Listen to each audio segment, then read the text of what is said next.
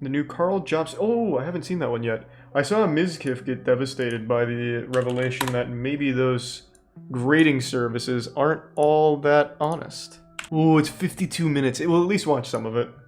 Because it does look good.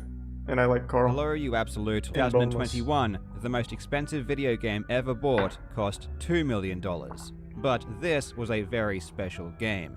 Oh, actually, it was the same game. That's an increase of over 6,000% for the same game in just 4 years. Something very strange is happening in the world of video game collecting. For the past several decades, video game collecting has honestly been pretty niche. Truly dedicated collectors seemed to be few and like far angry video between, game nerd. and even if they did amass a respectable collection, there was little fame to be gathered from it. Video game collecting was mostly damn, wait, that looks nice. Regular gamers, holy nerds shit, in the truest sense, who were just so passionate about the hobby that they were happy to spend whatever spare cash they could scramble together to acquire a cart here or there. Therefore, basically anyone could do it. And that was one of the great things about it. All you really NFL needed Blitz was passion and time. But in I wonder if any of the games I have are 2018, worth anything. Something happened that would change everything. The launch of a company called Wata Games. This was no ordinary launch, okay. and Wata is no ordinary company. There is a select group of very wealthy, very powerful people who are pulling the strings behind this recent spike in video game prices. And those same people are making money hand over fist. Okay, so someone more knowledgeable than me.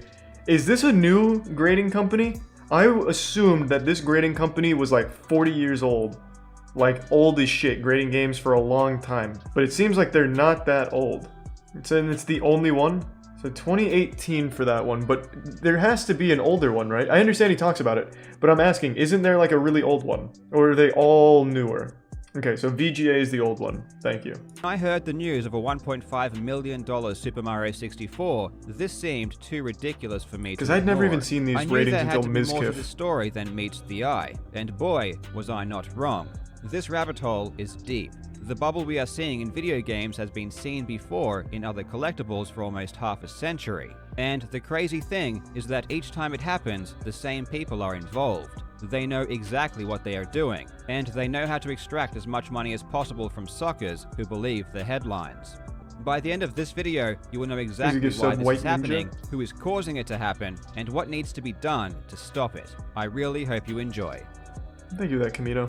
I've said for a long time I think grading is a fucking scam. Now, before we get into the specific details about how this entire racket works, there are some concepts that I want you to be familiar with so that you can better understand the context. The first is the difference between the intrinsic and extrinsic properties of an object and how they relate to perceived value. Intrinsic properties lie within the object itself. For example, if we were to examine a painting, the intrinsic properties would be the materials it was made of, and also, of course, how the painting actually looked. That's like the least extrinsic important thing of a the painting. relationship the artwork had Most of them with look like everything shit. else. Who it was painted Like by, Jackson when it Pollock. was painted, the context in which it was painted, and how sought after the piece is are all important qualities. When it comes to perceived value, it is the extrinsic qualities of a collectible that raises the cost significantly. Van Gogh paintings often sell for tens of millions of dollars. But if we were to program a robot to paint an identical piece, it wouldn't be worth much more than the cost of the paint and the canvas. Ultimately, both pieces would look the same on our wall. But us weird and wacky humans like to care about the details that don't directly impact us. We are even willing to spend millions of dollars more than we need to because of these details. Current video game bubble isn't an accident. You see, if you know how speculative bubbles work, Beanie Babies! You can theoretically create them at will. I remember that bubble. All you would have to do is raise the perceived price of a good quick enough so that speculators see the trend and start entering the market. Then, you can just sit back and let the positive feedback loop do the work. But there are actually smarter ways to make money, ways that First gaming incur console far I did less was risk. Nintendo 64. In the current video game market and the collectible market in general, there are two institutions that stand to gain the most from increasing prices. Those are grading companies and auction houses. Grading companies are a scam. Is a business that inspects games, certifies them, and gives them a rating of quality. They are basically quality assurance. They allow buyers to know exactly what they are getting, which enables quick and easy transactions. In a bubble, people are flocking to get their games graded in the hopes of profiting from the increasing prices. But it's not just the extra business that helps grading companies, as they also take a percentage of the market value when grading a game. A game worth $10,000 might cost around $400 to have graded, but if that exact same game was valued at $1 million, it would cost over $20,000 to have graded. It's a pretty good deal. But the institution that really profits the most by far is auction houses. Take Heritage Auctions for example, which is where all of the current record-breaking video game sales are taking place. They charge a 20% buyer's premium on every sale. So if you buy a video game for $1 million, you need to pay the auction house $200,000 Holy on top. shit! And just for shits and giggles, they also take 5% from the seller as well. You can begin to see why Who grading would do companies that? and auction houses would really want prices to go up. It's in their interest. This is also why grading companies and auction houses should never be speculating on the price of goods or impacting markets directly. They have a huge conflict of interest. And whenever you see a grading company or an auction house talking about how I don't valuable grade games shit. are, I don't buy you know graded it's shit on because purpose they or want to anything. drive prices I don't go to auction houses Again, to buy you'll need graded keep shit. all of this in mind. I'm going to provide you with a ton of information, and I'm going to trust you to connect the dots. If you are really interested in learning what's going on, I suggest writing down details as we go, or watching sections more than once. Let's begin. The two institutions that you will become very familiar with are Wata Games, the video game grading company, and Heritage Auctions, the auction house. Wata Games is the linchpin behind this entire bubble, and the certification that Wata provides is the Does Wata justification stand for why they something, are or is it just sold at literally such high Wata? prices. Interestingly, Wata wasn't the first video game grading company to exist. In fact, the Video Game Authority, aka VGA, has been grading games since 2008. But the introduction of VGA didn't cause a bubble like the introduction of Wata Games did. And the reason is simple. VGA didn't manipulate the market or go out of their way to create Still a bubble. scam. Still a The scam. Fuck can't grading. be said for Wata, however. Heritage Auctions are in the business of selling rare collectibles and memorabilia. They sell coins, comics, art, anything you can collect that has value. And in 2019, they started selling video games. But not just any video games, only games that had been graded through Wata Games. The interesting thing about the relationship between Wata and Heritage is that it seems to have existed before Wata even began grading games. On the initial website of Wata, when it launched, it had a dealer spotlight section where it listed key relationships. One was Heritage Auctions, where it stated that Wata certified video games will be featured in Heritage online auctions. This doesn't make sense. The entire point of certification is to guarantee authenticity and quality. Why would Heritage Auctions, a prestigious auction house, agree to sell games from a company that hadn't graded a single game? Why would they trust a business that Dennis hadn't looks even smart. done any business to begin with, when there was already an existing grading company that had been grading games for 10 years? The only explanation to me is that Heritage Auctions was involved in some way in the creation of Wata Games, and knew that it was on board with their mutual goals. And if you needed any further evidence of this pre-existing relationship, Jim Halperin, the founder of Heritage Auctions, was listed on the Wata website as an advisor. Another business that Wata had a relationship upon creation was Just Press Play, a distributor of used video games which was founded by Zach Geig. Now, in order to create a speculative bubble, you need a way to spread information very quickly. You need to draw in new eyes and make potential buyers aware that a market is building. The easiest way to achieve this by far is to create headline-worthy events that can disseminate through the media. In this case, it was the purchase of a Super Mario Bros. Cart for $100,000 in February of 2019. But the even more interesting thing is who bought this game.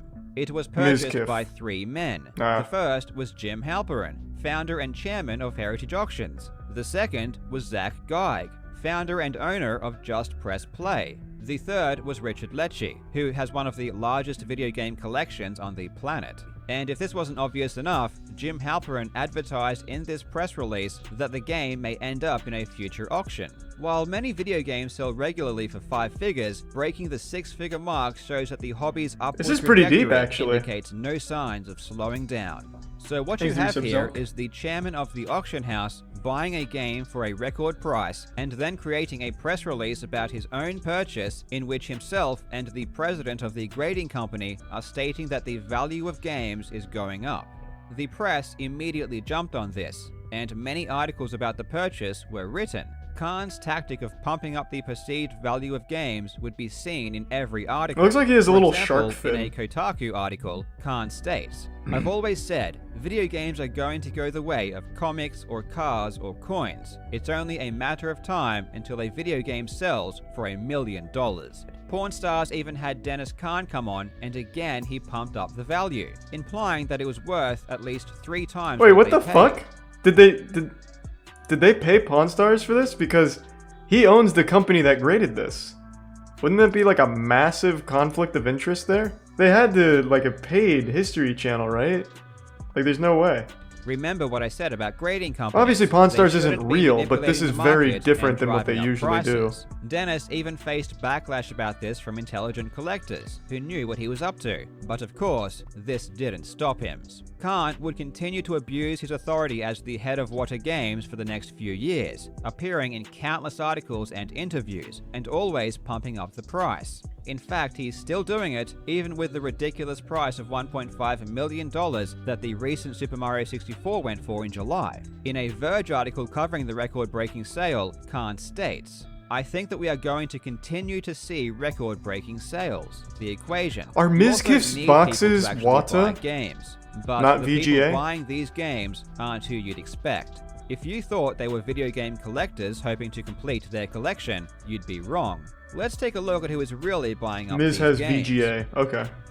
In particular, I was researching the appearance of a Mike Tyson's Punch-Out that Dennis Khan valued at $80,000. Through a Google search, I found something very interesting. It was a purchase agreement of the exact same cart. The owner of the cart, Brian, had sold it to a company for the exact same amount that Dennis had valued it at. The buyer was RSE Archive, LLC, which trades as Rally. Rally is a platform that allows investors to buy and sell equity shares in Tier 1 speed. collectibles. To put it simply, people can buy a fraction of a video game, and if the price goes What? up, they can sell their slice to someone else in order to make a profit. And it's as silly That's as it so sounds. dumb, None yeah. of the people who buy equity in any of these collectibles actually own it. It's purely to try and make bets on the price and earn a quick buck.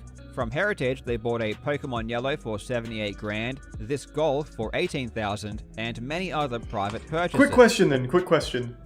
Are people sending these games in to get graded by Wata? Or does Wata just have these on standby? Like they have these in stock and they sell them through Heritage? It is fraud. Yeah, this is absolutely fraud. Okay, so people are sending them in. So they're sending them in, they get graded, and then those people take them to the auction where they get exploited and fisted, right? For 20% plus an additional 5% of the sale. Oh, that's gotta be rough to see then, Pluto. Aside from these fractional share companies, we can also see people buying games from Heritage and trying to flip them on eBay. For example, a Super Mario that was bought for Thanks to Resub Genetic and $84,000 in Armpits. September of 2020 is now sitting on eBay with an asking price of $1.5 million. And one of the biggest cheerleaders for this fake narrative is Eric Nyman. In 2019, a slew of articles sprung up about a video game collecting dentist who bought $1 million worth of video games. The original article was posted by the Washington Post, but if you know the real story, this article is insane. It describes Eric Nyman as one of the world's most avid video game collectors, but in reality, he had only been collecting for several months. There are many people who have been collecting games their entire lives, but this man comes along and he's instantly the most avid collector in the entire world. Well, he does the look article like it. claims that he bought the He games, means business. but this is also not true. He wasn't even using his own money. The money was put up by a group of investors, not by Eric Nyman. So why is the Washington Post and many other news outlets touting Eric, who only entered the video game market in 2019, as the forefront of collecting? Why is it falsely stating that he Who's a bought the prime games sadist? when it was actually an investment hedge fund? Why are Wata Games and Heritage Auctions always there to give their opinion on the market? It's because They own the this government. is not news, it's propaganda. Eric Nyman is part of the small group of people at the very top, building this bubble in an attempt to make money. He is a talking head with one purpose: to trick people into believing the video games he owns are worth millions, which he will then sell. And this isn't a secret. He admits his intentions freely. Of course, that same week I discover on Heritage Auctions vintage video games, which I never even knew existed. And then when it played through in my head, I'm like, oh my God, this is like so much better than cards. And for me, also was a new and emerging market. Like you guys are having with NFTs. It's that excitement of like, they're doing wow, NFTs now? This even catches up a quarter of to where cards have gone.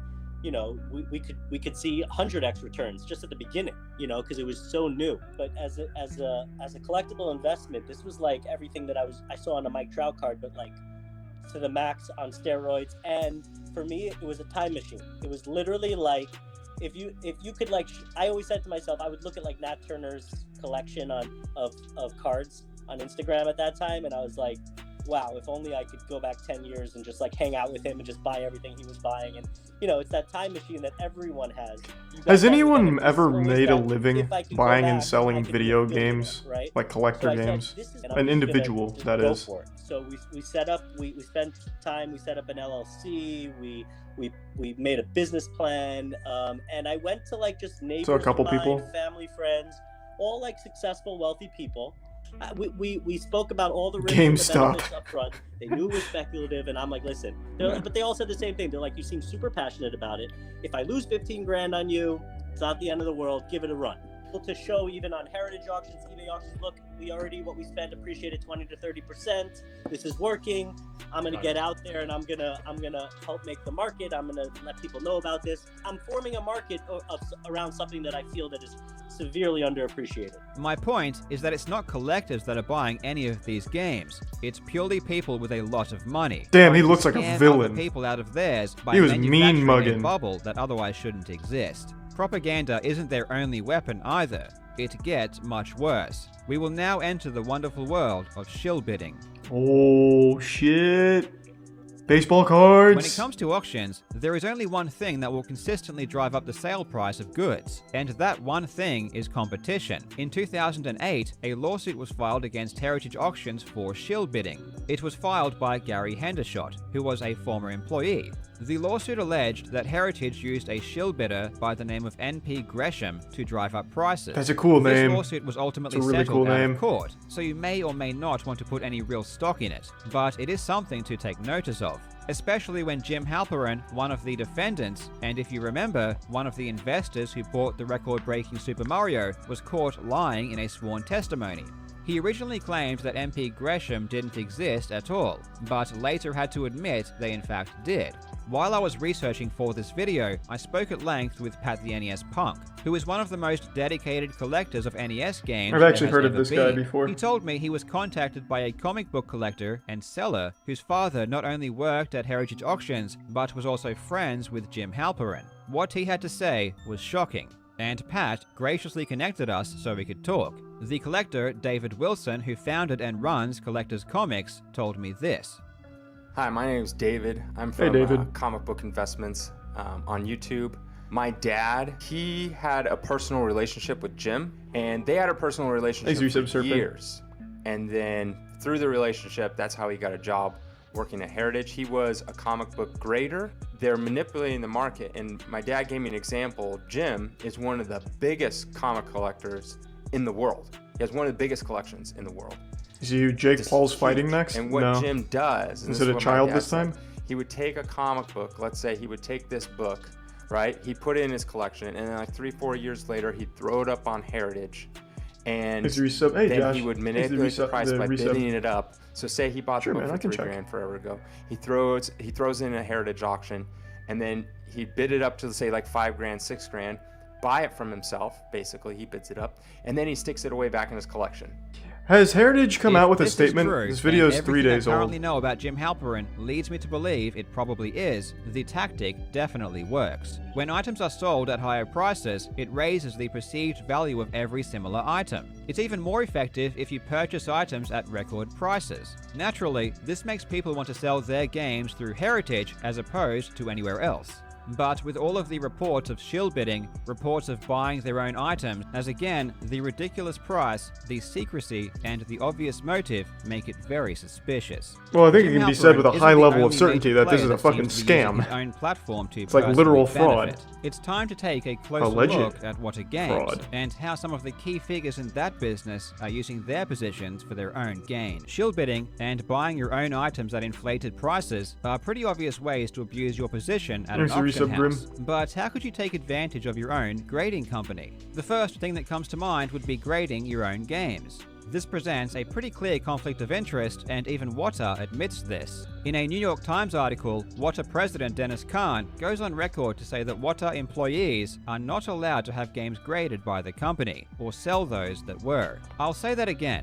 Whata employees are not allowed to have games graded by the company, or sell those that were. I imagine they still did.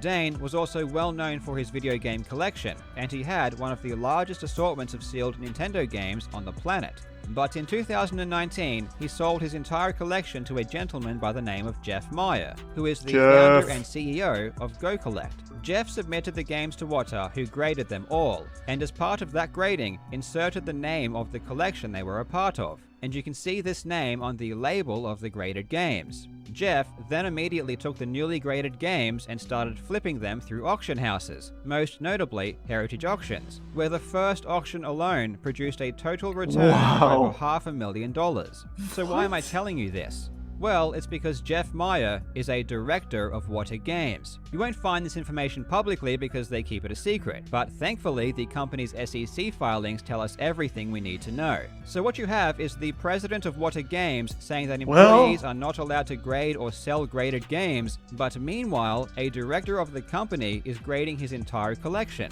But not just grading it in a special, privileged way by naming it, therefore increasing the value. There is a very good argument to be made here for fraud, especially given that Jeff's relationship with Whata Games was never disclosed to the public. But it gets even worse. Jeff Meyer also purchased Nintendo Age, which, as I mentioned, was the most valuable database for retro video games. Jeff immediately shut it down. The cherry on top of all of this is that when Whata Games was incorporated in 2017, Dane Anderson was the executive officer. So this entire deal happened between two men that were or are directly involved with the company. Dennis Kahn obviously knows who the directors of his company are, so it really makes you think when he blogs about the Carolina collection on the Whata Games website, but fails to disclose that the purchaser of the collection is a director. And it forces you to think even harder when you realize that at the very same time he is telling the New York Times that employees cannot grade or Surely one of these people have talked about this, right? Jeff Meyer. He has a YouTube channel, right? Surely he's talked about this. I really want to hear what they have to say, because this seems pretty ironclad. Someone said that Whata Games is going after Karl for this video. Karl is always getting targeted by the weirdest people, like fucking Billy Mitchell, and now Whata Games. Jeff Meyer's statement. Here, I'll put it on screen. Oh, actually, this is dangerous. This is Twitter. Might see the council of cock. Jeff Meyer's statement. No one at GoCollect, myself included, was consulted on any of this content. The allegations against me and GoCollect are untrue. I was never employed by Whata. I held a board position because I was a late-stage investor in the company, and I resigned from my board position in January 2020. I would welcome a live stream interview with Karal Jobst. And then Karl responds, my point here seems to be missed. I never called Jeff Meyer an employee. My point is that being a director is worse than being an employee because you have stake, control, and ownership of the company, which was never disclosed to the public. Yeah, I mean, that sounds like so irrefutable. Like, how do you even go against that? Because he was an active director of the company. Like, it's like, what do you even say? Like, no. Fuck you, your dick's small, you're wrong, like what do you do? Like, you can't do anything. He is literally a director who bought the collection from another well, I actually don't remember if the Dane was a director, but he was there when the company was fucking formed. So he bought the collection from another higher up at the company, had it graded by the company he's a director of, and then sold it to the auction house the company works with. Like, how, like, there's just no way of defending that. And God knows those grades were inflated. I guarantee half that shit is not like a 9. What a wild rabbit hole. Whata graded games. There is a good reason why grading your own games is a big conflict of interest, as the grade is extremely relevant when it comes to how much a game can be sold for. The higher the grade, the more valuable a game will be. How reliable are these ratings? If you are going to spend very unreliable $1.5 million for a high rating, you'd want to be pretty damn sure that the rating is accurate. Grading companies attempt to make their grading process as objective as possible, but the truth is that they are very subjective by nature. At the end of the day, the grading is given by a human based on their own perception of the game's quality, and history has shown that this perception can vary wildly from person to person. Grading companies have been known to give very different grades for the exact same item, and this has led to a practice called regrading. If someone receives a grade for an item that they believe is not high enough, they will simply take it out of the case and send it back. You have a lot of people playing what I call the crack-out game, meaning they get a comic book back and it comes back CGC 9.6. They think it should be a 9.8. So they crack that baby open and they keep sending it back to CGC, hoping that at some point that grader is either going to slip up or that grader is going to get that book and go, hey, you know what?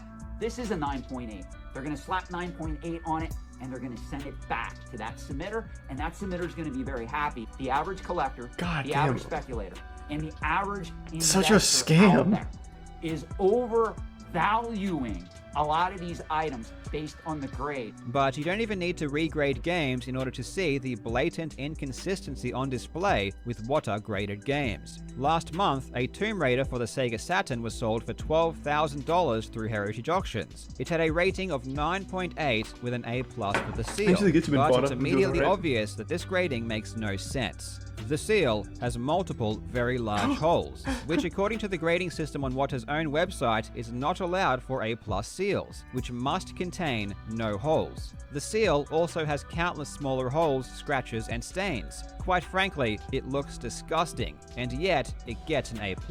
I've seen seals with B grade that are better quality than this. My point is that video game grading is not a science, and the ratings given to games are not an exact representation of the game's quality, and yet the rating is touted as the sole justification for why people are spending an extra $1 million on some of these games. Now you understand why it is so important to establish Wata as the utmost authority on video games, because it makes their ratings all the more valuable. This is Mark Haspel, one of the founders of Wata Games and the current chief advisor. He has been involved in the comic book collecting scene for decades, but was never active in video game collecting. But right around the time that Wata was formed, he suddenly started showing up at video game conventions, buying as many sealed games as he could. Not only that, but he would actively seek out and inquire about sealed NES games. More specifically, the popular ones such as Mario, Metroid, Mega Man, Castlevania, and Zelda. The kind of games we see being sold now for record prices. But what about Tomb Raider? And remember, this was several years ago.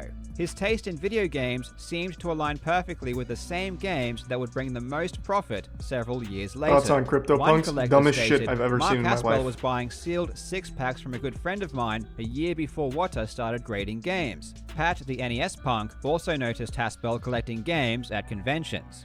In June 2019, I was a guest at a gaming convention. The weekend of the event, I noticed a small group of individuals who were hurriedly acquiring sealed and complete in-box games from vendors. At one point, I witnessed an individual who I later learned to be Mark Haspel returning to the Wata Expo booth while holding a stack of NES games. I did find it a little strange, but was unaware of any affiliation that person may have had with Wata, so I didn't think much of it at the time.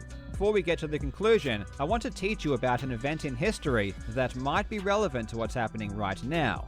The great coin collecting bubble of the 80s. Oh yeah, but the coin collecting shit was wild. Believe it or not, this kind of crazy bubble surrounding a collectible has been seen before. Not to this extent, but still, this isn't a new thing. In the 80s, it wasn't video games, it was coins. PCGS is the world leader in coin grading, and on its website it tracks something called the PCGS 3000 Index. It's an index of the value of coins, similar to something like the Dow Jones. In the historical chart, you can see a massive spike occurring in the late 80s. After crashing, the price has still not recovered to levels seen 30 years ago, and this is without even considering inflation.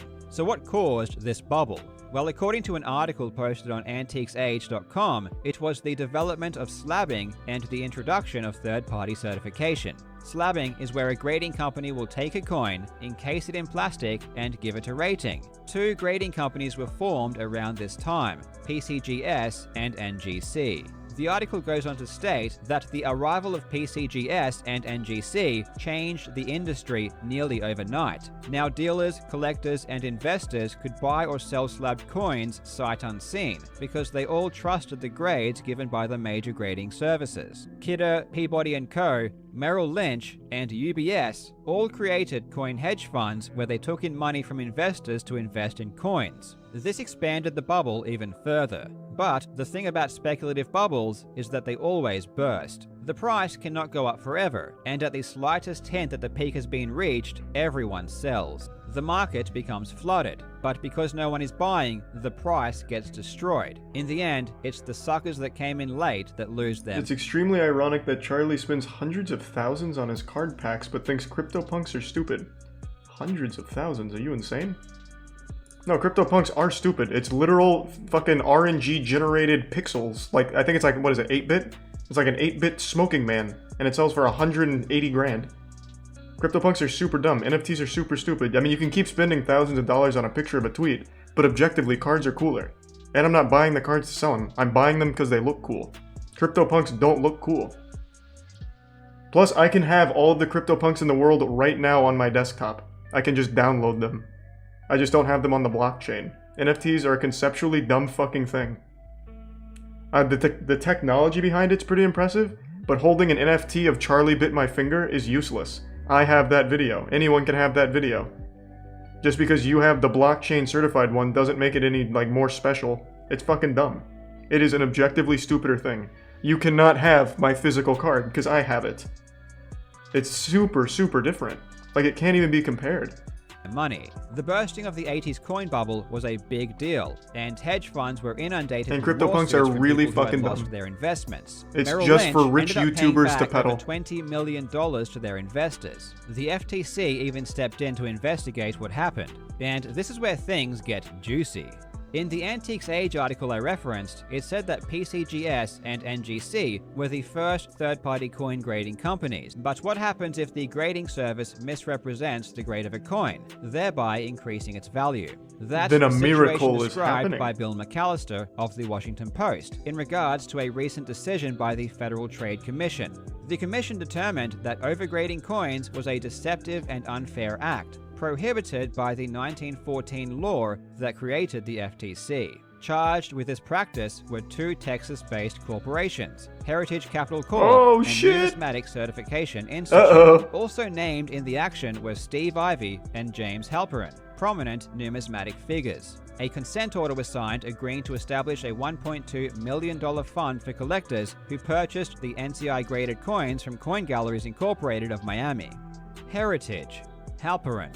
Those names sound familiar. No, that's a coincidence. And Jim Halperin. In the 80s, they were found guilty of illegally misleading customers about the value of coins and fined $1.2 million. From the 1989 FTC annual report, it states, Numismatic Certification Institute and its principals Steve Ivey and James Halperin agreed to settle charges that its representations and failures to disclose information misled customers to the value of coins certified by the company. Another interesting thing about Jim is that in 1985 he wrote a book called How to Grade US What a great book it was, up there with the Bible. The grading standards of the two leading third-party grading services, PCGS and NGC, were ultimately based. Again, these are the two grading companies that Antiques Age cited as the most important factors in the coin bubble. There is a very strong case to be made that Jim Halperin is the single most responsible person for the coin bubble of the 80s.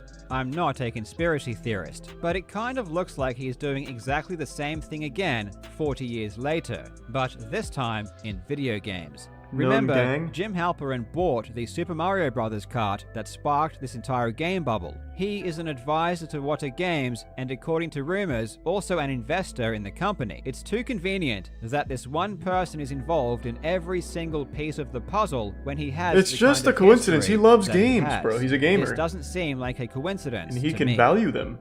The retro video game bubble cannot go on forever. At some point, it will burst. The question is when. There are a couple of scenarios that might make this happen sooner rather than later. The first is the release of population reports. In collecting, one of the things that drives up the price of is an there no item pop is reports for rarity. water? In every other realm of collecting, grading companies produce what are called population reports. These reports tell you exactly how many of any particular item have been graded by the company, along with their rating. So if I do a search for Action Comics #1 through CGC, a comic book grader, I can find out exactly how many are out there and at what rating. Population reports are standard practice because they allow people to judge the rarity of what an if item Nintendo's in on this fraud and too? fairly before making Nintendo doesn't know what purchases. the internet is. But I'm not worried about surprise, Wata Games keeps this information hidden from the public and refuses to let anyone know how many games of each type have been graded. So we really have no idea how many of each game are out there. It has already started happening with some games. The best example is Spider-Man for the Atari 2600. Who would buy In May of this? 2020, the first sealed Spider-Man was listed on Heritage Auctions. It was a shitty game. 9.8 A++, the best rating you can get. It was mint condition, and it's such an old game that it's surely rare. It sold for $9,000, which in 2020 was actually still a decent amount of money to spend on a video game. But the funny thing about Spider-Man for the Atari 2600 is that it's not rare. It's not rare at all, even in mint condition. After this sale, Heritage was flooded with 9.8 A++ Spider-Mans. And when I say flooded, I really do mean flooded. With each sale, the price diminished. When people realize how common some of these games are, prices will be destroyed. And that's what Wata Games and Heritage Auctions are afraid of. Legitimate collectors have been complaining for the past 2 years, but unfortunately, none of them have substantial audiences, and they are essentially powerless against the forces that are driving this bubble.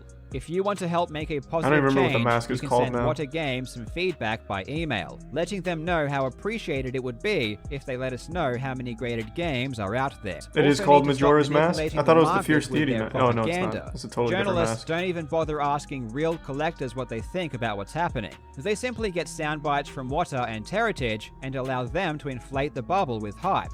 I asked a couple of lifetime collectors what they think should happen, and this is what they had to say.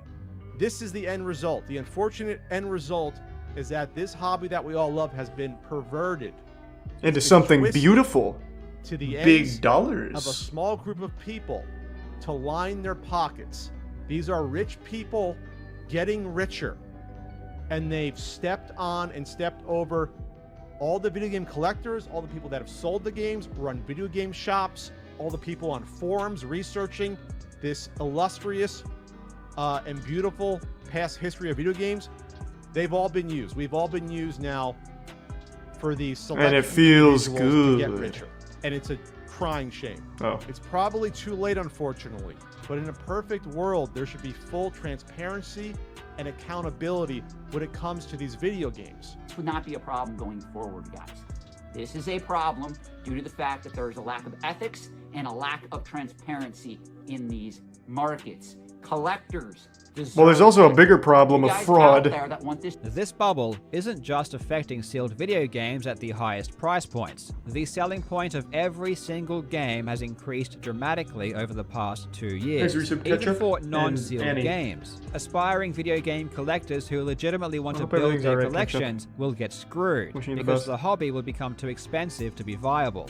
What's worse is that people are using the record sale prices in order to scam people. You can find cart-only Super Mario 64s for hundreds or even thousands of dollars on eBay when they are only worth $10. People with a lot of money and power have taken over collecting, and their thirst for money means we will all suffer. As someone who does care deeply about gaming, it honestly sickens me that these people have turned these cherished possessions into a means to gamble and speculate. And I hope this ridiculous practice of trying to extract profit from the suckers who buy the hype will end sooner rather than later. As a sign of appreciation, it would be amazing if you could go and subscribe to a couple of real collectors that helped me learn more about this. Go check out Pat the NES Punk and also Sean from Reserved Investments. These two gentlemen have been collecting for most of their lives, and we need more people like this who are not only passionate but he has water graded shit? what's happening. Also check out David Wilson's channel, as it really took some balls to be willing to let me know what he had heard. You can find the links to these channels in the description.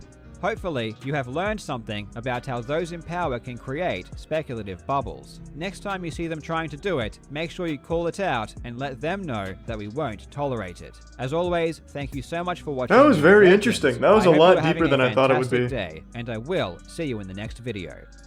That's fucking wild.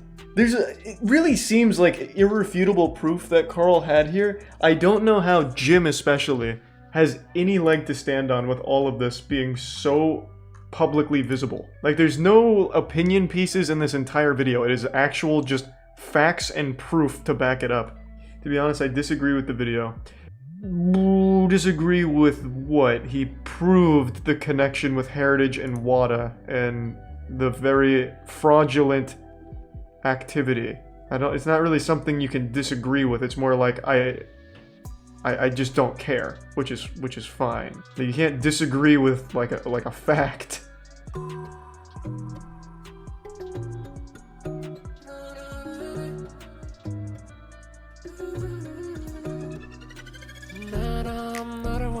Baby, I'm right as Zayna.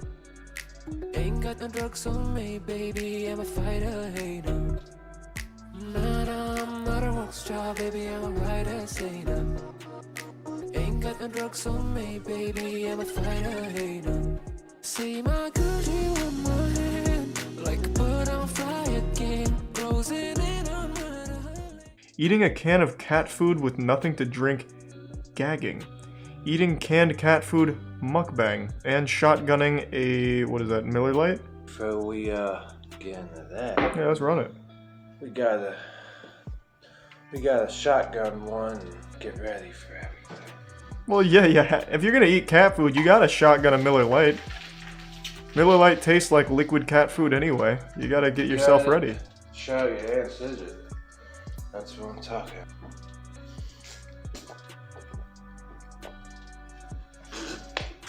Awfully slow shotgun, not impressed with that, I gotta be honest. Maybe the cat food chug will be better. Nice.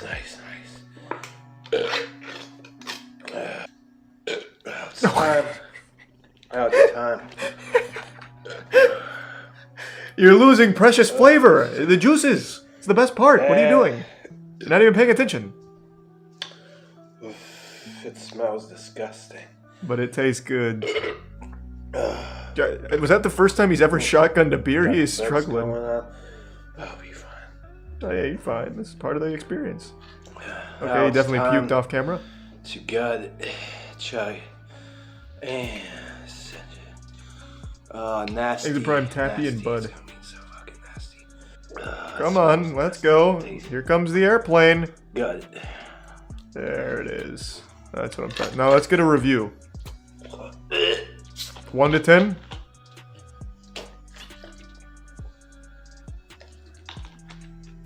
I'll wait till you finish the can, I guess. First bite's always the worst. Yeah. That's what she said. Well, yeah, I suppose. Oh no. Oh, got it. That's a good chunk. Oh, if you're not gonna savor the flavor, what's the point? You're basically just chugging Mountain Dew with a little cat food. I'm not impressed. Eating a can of dip, chewing tobacco, mukbang. Paying angry grandpa to chug expired milk. You paid him $1 to chug expired. What? What the fuck? Go ahead and drink it. I will. I'll get it cold. I bet you $1 I'll drink it. Nah, drink it now. I'll give you $3 if you drink it now. I'll give you $5 if you drink it now. Good negotiation. $5. Yeah. Give me damn $5. If you drink it now, I'll drink it now. Give me $5. you have to drink it first. I'll drink it. This is not Florida. This is absolutely Missouri. This is Missouri 100%. Give me $5. Nah, you have to drink it before I give you. Why is he getting the knife $5. out? Is he gonna stab him for the $5? Before I give you. I'm gonna drink it. He will. Right now. No, you won't. Yes, yeah, you will. Jesus, is this a holdup? Fuck.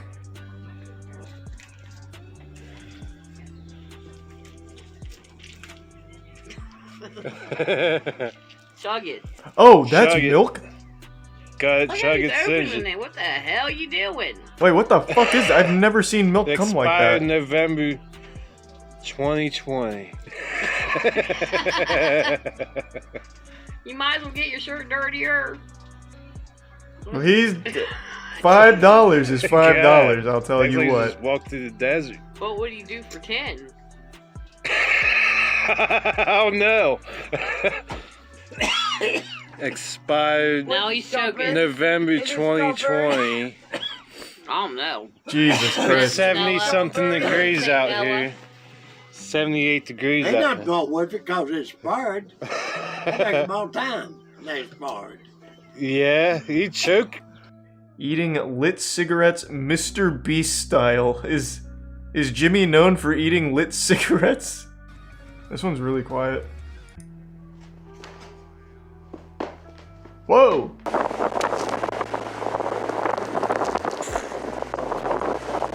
It would have been better not to do this during a tornado. None of that, literally not a drop of that beer went into his mouth, I don't think. Like, look, it's completely, it is just getting taken away by the extreme winds. I actually don't think any of it made it. Hello everyone, Mossman562 coming at you again. The votes are in, everybody. The cameraman is soaked. True. Oh, you just got it. Oh, yeah. Tasty. Okay. It's looking good. Ah, yes, nice jar of urine, of course. That should help. I will say that is probably the speedrun world record for eating lit cigarettes. I'm not gonna dispute that. So what made that Mr. Beast style? Can Mr. Beast do this without throwing up? I just don't think he can, to be honest. Not to count out Jimmy, but I think Muscle Man's got him beat on eating lit cigarettes. It's gonna be tough for him at the very least. Can you look up how an ex-cop rigged McDonald's Monopoly game and stole millions? How long is it? This ex-cop rigged McDonald's Monopoly game and won for 12 years. That's a good run. Oh, and hit the bell so you never miss an upload from us. Also, leave a like right now. What a horrible intro. You'd My never God. think to associate Holy McDonald's shit. long-running Monopoly game with conspiracy and fraud, but on September 10th, 2001, a trial would begin that would see over 50 people convicted of mail fraud and conspiracy. Oh, wow. The scheme was orchestrated and carried out by ex-cop and the mastermind, Jerry Jacobson, who would end up defrauding Jerry. McDonald's out of over $24 million. Wow. You won't believe this story of desperation, betrayal, and wild antics. Although the McDonald's Monopoly game is a huge nationwide event today, it had a very small start. I've never heard of it. I don't know what the fuck you're talking about. The first year alone, the game generated over 40 million in prizes, and since then, the game Thanks, has only Carrot. grown thanks to a spot-on advertising campaign. With the hopes of winning some of the amazing cash prizes, millions of customers flocked to the restaurant to fill up their board pieces. However, there was one big problem. Unfortunately, no one was going to win, even those supersizing their orders to maximize their Supersize, pieces. I remember that. Why?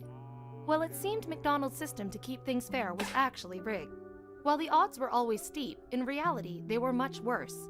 The true odds were 25,000 to 0, and the winning pieces Pretty were in the good. control of one man who cooked up a system, although a sloppy one, to decide where the winning pieces were distributed. All Jerry Jacobson ever wanted to be was a police officer, and he eventually achieved that dream.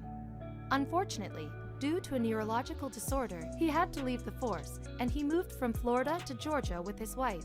At first, he floated from job to job in order to make it financially, before he landed a position at the Dittler Brothers, a printing company where his wife worked as the secretary auditor. There was only one man who had access, and that was Jacobson. This He isn't as oversaw cool the as I thought it would be. printing pieces and was one of the few people with access to the safe that kept the ones with the larger prizes. And why did Jacobson turn to crime? Well, he revealed in court documents he felt like he needed to prove to his brother that he could actually pull it off. Of course, I mean, it's not exactly like the enough most to big brain Jacobson, scheme. and he began to sell winning I work here. $10,000 I'll take pieces this. to- During his time at Simon Marketing, Jacobson began to live a life of luxury. He flew everywhere first class, wore expensive brand name clothing, and dined at places like Ruth Chris Steakhouse, where he could charge all of his food to his expense account. Friends to work with. One was Gennaro Colombo. It's way worse. Okay, a lot of people are saying the story is a lot more interesting than this video is making it out to be. Because right now, to me, it just seems really underwhelming. Old dude works at the firm that's getting the pieces that are winners, and it's his responsibility to make sure that those pieces go in the meals and random people win it. But instead, he just says, I'll take it. Like, it seems super basic. So it doesn't sound like a really cool story. If I remember correctly, it involved the mafia at some point. I'll have to watch the actual documentary on it. Someone said it's called McMillion. I might watch that. I'm going to call it a night for now, though, because I'm starting to get kind of tired.